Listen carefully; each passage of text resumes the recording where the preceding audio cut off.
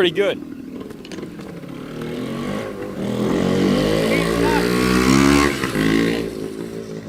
The 71 DT1E.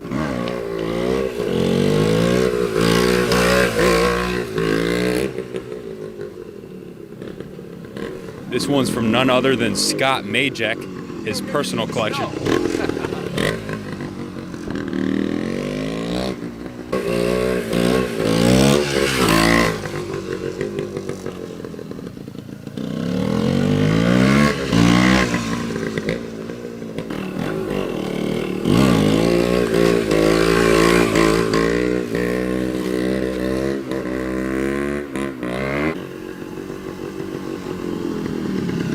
Channeling my inner Doug Demokis, the Wheelie King. This is the best wheeling DT250 I've ever ridden. Crafted to perfection. I believe this thing is better than, runs better than it did brand new. He's got it tuned to perfection. He actually built this for his son, and it is an absolutely awesome bike. I've been out here riding it around for about a half an hour up and down the street. Let me do a quick drive-by. You got to hear this thing. It clutches, the transmission, the top end, the engine, it's the ignition, everything works perfectly. It revs out. Usually these old DTs will sign off around 5,000 RPM. This one will just keep revving, nice and clean, awesome. Clutch is perfect.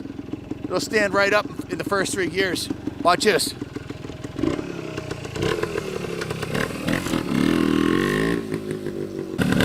Real quick.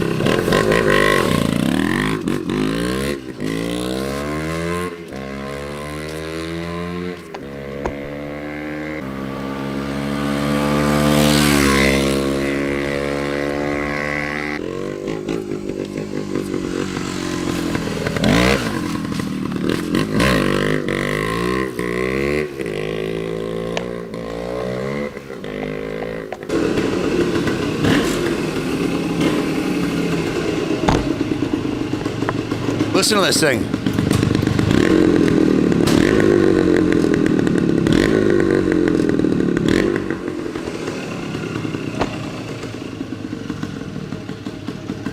Yeah, guys, the fact that it has the original paint job on there, even though Scott is a paint specialist, he could have easily, probably would have cost him $100 for materials plus his time repainting it. But the only thing that's not repainted on this bike is the gas tank in the headlight ears, and he wanted to keep it original. That's the way to do it. And the oil tank, that's the way to do it, guys. You want to leave the original paint on there at all costs, and anybody who's in the restorations will tell you that. Now this, I have some photos I want to show you. This was a true frame off restoration. What does that mean? It was dismantled right down to the frame. I'll show you the picture of the frame to start. And the frame was sandblasted, and then it was primed, painted, and then clear coated. There's the finished product with the frame, just down to the frame. Then every single component as it was put back together, like the triple clamps and any of the brackets and levers and brake levers, were all same process. Sandblasted, primered, painted, and clear coated. This shows the engine cases ready to go back into the motorcycle, all polished up like brand new, probably better than brand new. So once the frame was painted, he started reassembling components. The front wheel was taken apart, brakes were taken out, a brand new tire was put on, brand new rim strip, brand new, you can see it still has the nubs on the tires, and brand new brake pads. The complete, the wheel bearings were pressed out, lubricated because they were still in good shape, greased and put back in. Everything was cleaned, the axle, the forks. He really went over the top on this one because this is something I probably wouldn't do, but he was building this for his son, and he bought a set of brand new NOS fork. These are not original, these are not re-chromed, they're not aftermarket, they're brand new NOS Yamaha fork tubes with new fork seals, new fork oil, and completely rebuilt the entire front end. You can see how nice the paintwork is in the triple clamp. You can see how they look at the chrome bolt in here. Brand new bolts, chrome bolts, brand new hardware. The original headlight is intact. The original gauges are in beautiful condition, showing only 9,388 miles. It has new handlebars, new grips, the levers. I don't know if they're new or the originals. I have the parts list to go over here with a second. The gas tank was completely cleaned and restored inside. It looks brand new, and it is a brand new NOS Yamaha gas cap here. You can see inside the tank is absolutely perfect. Scott put new badges on the tank. He left the original paint.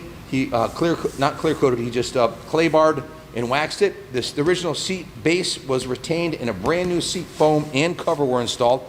The front fender and rear fender was sanded, primed, painted and clear coated.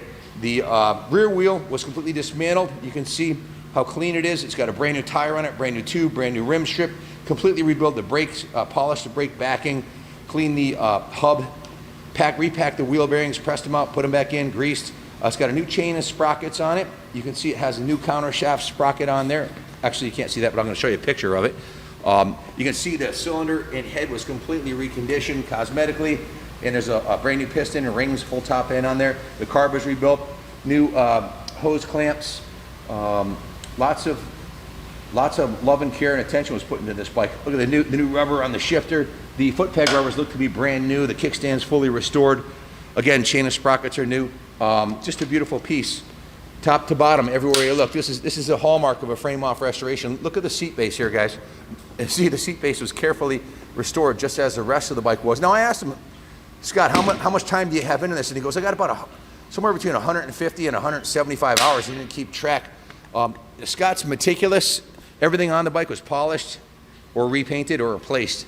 And ask yourself, if you could even find a shop that would do this work, even if they could do it in 100 hours, which is unlikely, the labor alone, current shop rate in our neck of the woods in New England is $90 an hour. So you'd spend a small fortune just in labor plus all the parts.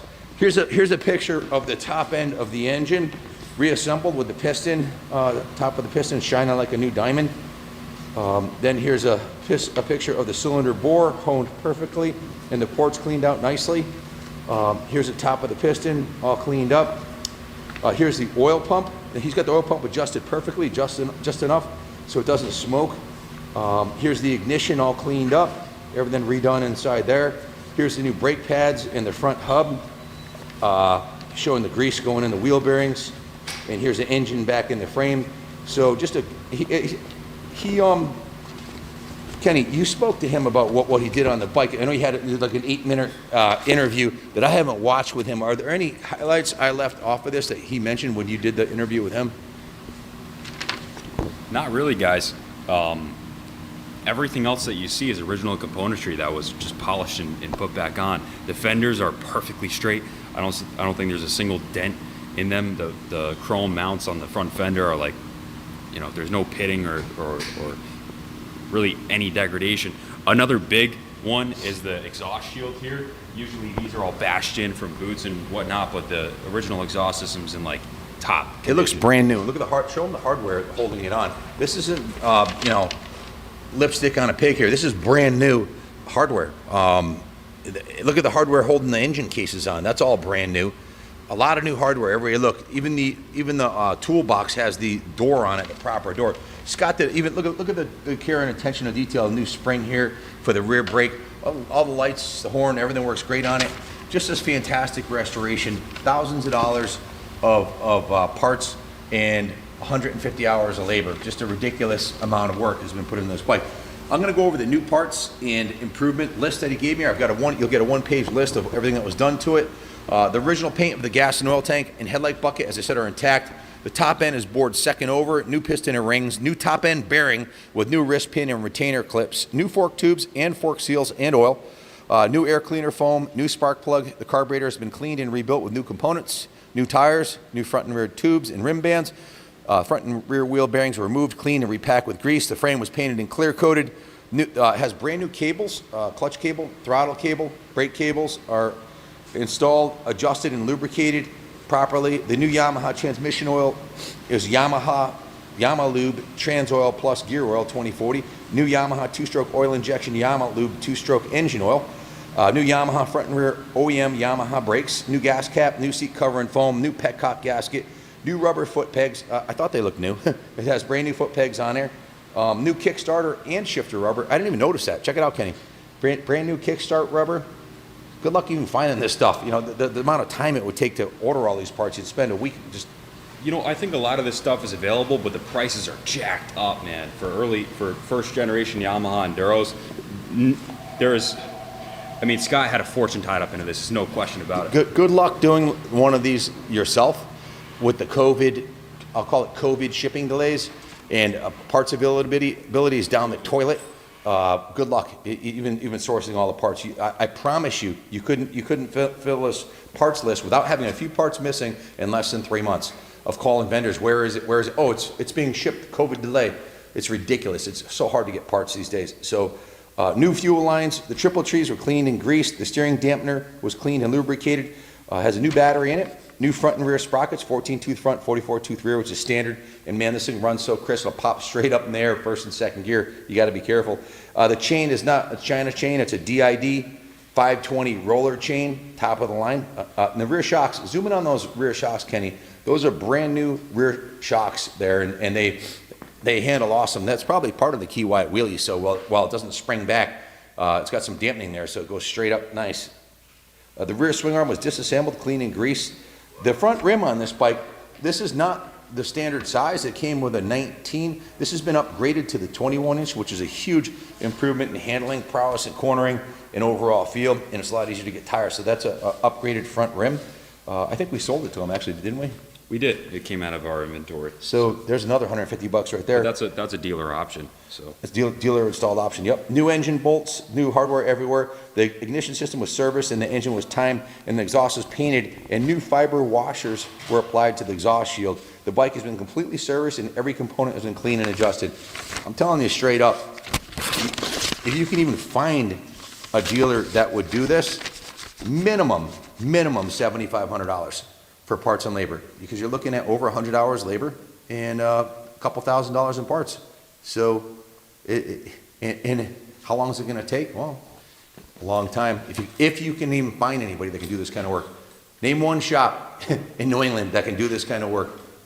I don't know one besides us. There's really nobody else that does this except a couple guys that work out of the garage. So, anyways, fantastic piece. Hey, it's still early enough to put this under the tree. You want to buy a kick-ass motorcycle for someone you love and care about, that you want to have fun, get on it and go, relive their childhood. This is what it's about, man. These are the ultimate freedom machines. Enduro bikes, on-road and off-road. Just had so much fun. I had a DT1 75 when I was a kid. It's an awesome bike. Absolute perfection, tuned to perfection. If you have any questions about it, give us a call, 860-454-7024. I'm going to ride this into the main floor of the museum where it belongs. It is a museum piece, but I think it should be ridden. Don't you, Kenny? 100%. Thanks for watching. Happy holidays, and God bless America. I wouldn't ride it off-road, though. It's too nice. Yeah. I didn't take it in the snow, Scott. I didn't want to get it dirty on you.